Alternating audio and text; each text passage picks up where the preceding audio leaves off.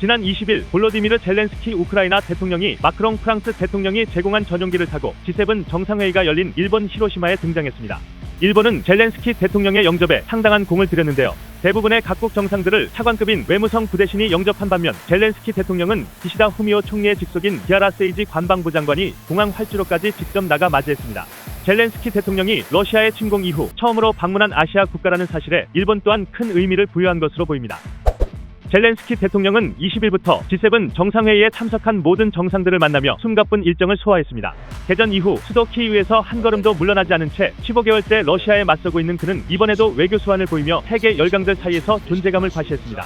가장 큰 수확은 역시 F-16 전투기 지원 약속이라고 할 수 있습니다. 조 바이든 미국 대통령은 20일 G7 정상들에게 우크라이나 조종사들이 F-16을 포함한 4세대 전투기 훈련을 받도록 하는 공동 노력을 미국이 지원할 것이라며 그동안 고수해왔던 F-16 지원 불가 방침을 철회했는데요.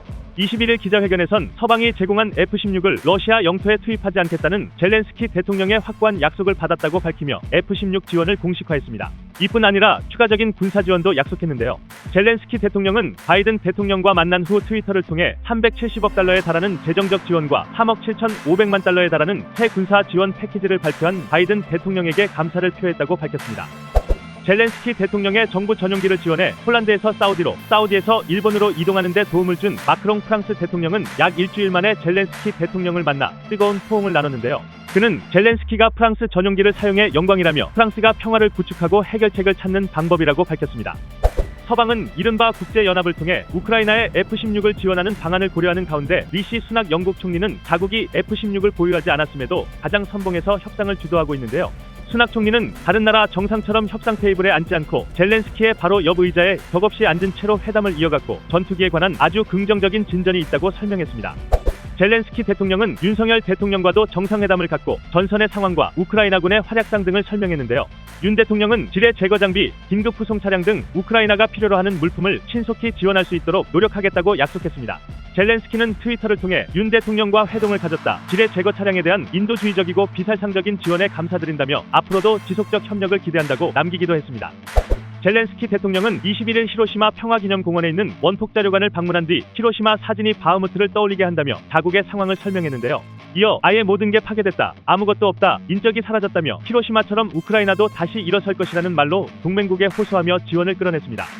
젤렌스키 대통령은 동맹국뿐 아니라 제3지대에 있는 국가들을 설득하기 위한 노력도 아끼지 않았습니다. 러시아 석유와 무기의 최대 수입국이자 러시아의 침공을 비판하지 않은 채 중립을 지켜온 인도의 모디 총리와 단독 회담을 갖는 데 성공했는데요.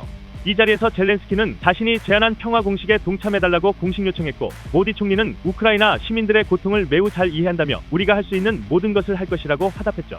AFP 통신은 이를 두고 젤렌스키 대통령이 외교전선에서 대승을 거뒀다고 평가했습니다. 다만 젤렌스키 대통령 일정 중 당초 만남이 예상됐던 브라질 룰라 대통령과의 회담은 불발되는데요. 서방이 전쟁을 부추기고 있다고 비난한 바 있는 룰라 대통령은 G7 국가들은 영토 확장이든 정권 교체든 목표를 위해 승인되지 않은 전쟁을 벌이는 전통을 이어가고 있다며 젤렌스키와의 만남을 거부했습니다. 젤렌스키 대통령은 룰라 대통령과의 회담 불발이 실망스러운지 묻는 질문에 그가 실망했을 것 같다고 답하기도 했습니다.